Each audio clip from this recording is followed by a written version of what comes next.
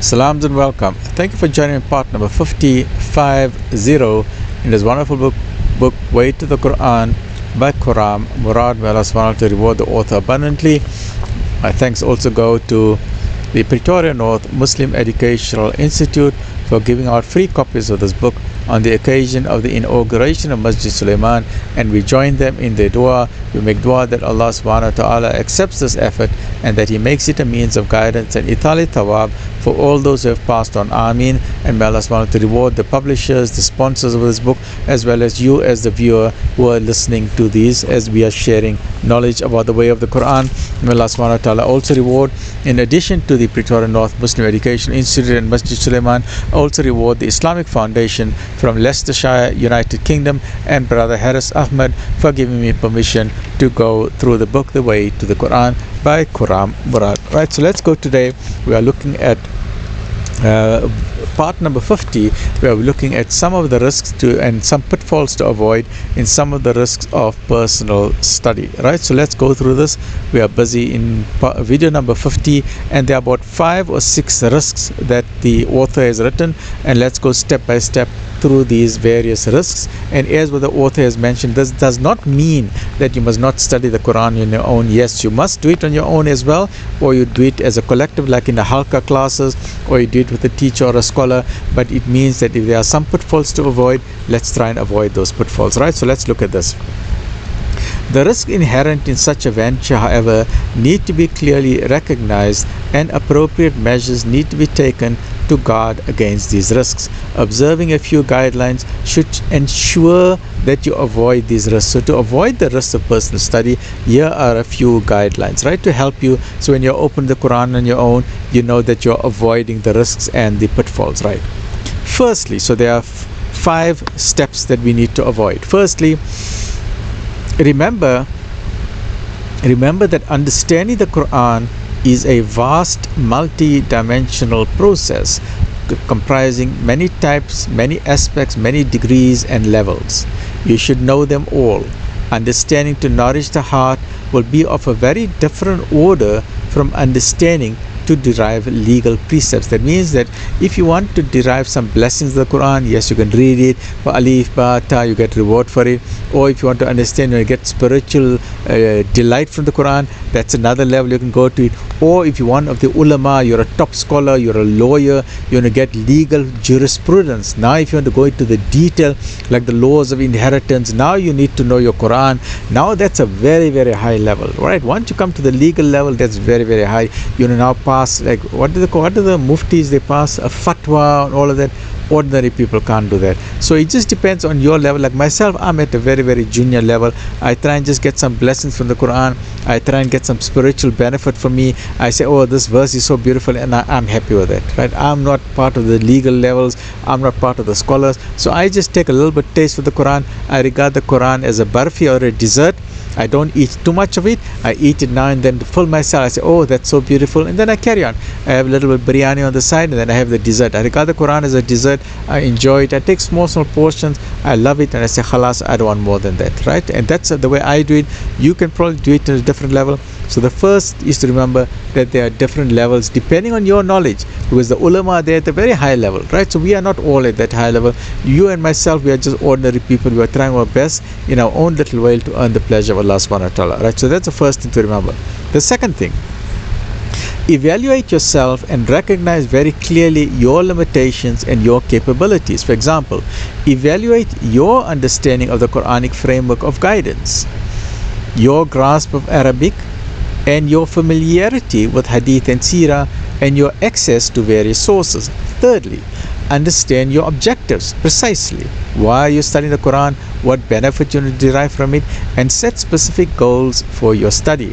Never attempt to do anything beyond what your limitations and capabilities allow. For example, if you do not know the Arabic language, do not go into deep grammatical and lexical issues which are only there for the scholars. So avoid those type of things, right? Confine yourself to direct, literal, straightforward meanings. If you have no knowledge of things like tanzil, which is revelation, or Nasik Mansuk, I don't even know how to pronounce it, which is Nasik Mansuk, which is abrogation, and that's very difficult for me. I just stay away from that. I don't even know what that is.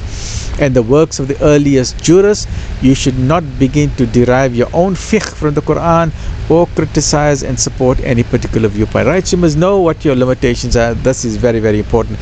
And for myself, I know my limitations. I'm at a very, very junior level. I just take the simple understanding of the Quran. I get spiritual benefit from it. As what I said, I regard it as a barfi or a sweetmeat. I eat it. I say, this is such a beautiful jalebi. I eat the Quran, I taste a little bit, and I leave it aside. I don't go into all this complicated. That is not for me. I am not a scholar. I haven't been trained in that, and I stay away from it. For myself as a doctor, I know what my limits are. I don't know how to do a heart transplant. I will never go to a heart transplant. So I know what my limitations are, right? So as long as you know your limitations, then you are safe. Fourthly, never take as conclusive nor start propagating any of your findings which are different from the consensus of the Ummah. If the Ummah has got a certain consensus that this is what the general body of the Ummah says, don't start with your own opinion, right? Stay away from that. This is not to stop you from holding your own views, nor to deny that the opinion of the learned may be wrong. But to controvert or go against them, you must possess an equal learning to them. Maybe you've got a different idea, you've got a brilliant idea which other people don't know, but you must have some respect for the ulama. They've gone through training, even if they are wrong.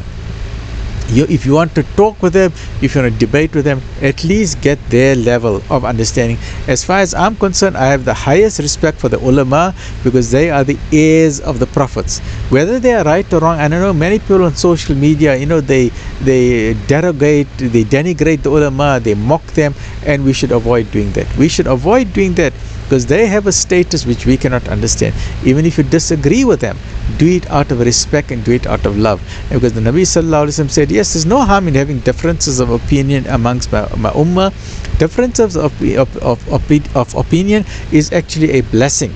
But that difference of opinion must become at that level. If the ulama, I regard the ulama as heavyweight boxing champions, right? I am a featherweight. I am there. I'm not even a boxing champion. I cannot go fight with a heavyweight. If you want to debate with the ulama, make sure you also a heavyweight champion, right? And ulama can discuss with the ulama. They will do it with respect and with honor and with dignity and good manners and akhlaq and respect. Don't go on social media. Some people, they're not even in primary school and want to insult the ulama. That is between them and Allah subhanahu wa ta'ala. My only advice is don't do that. If you don't have the knowledge, don't insult other people who are learned and who are skilled in that, right? Nor does this absolve you from the responsibility to do what you find from the Quran to be morally right and avoid what you find to be morally wrong.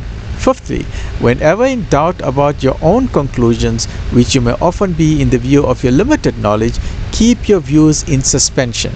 Don't distribute your views unless you have made a full comparative study or discussed them with a reliable, learned scholar of the Quran. And if you avoid these 5 principles, then alhamdulillah, you can continue with your own research and your own study of the Quran. Keep a nice book of tafsir with you.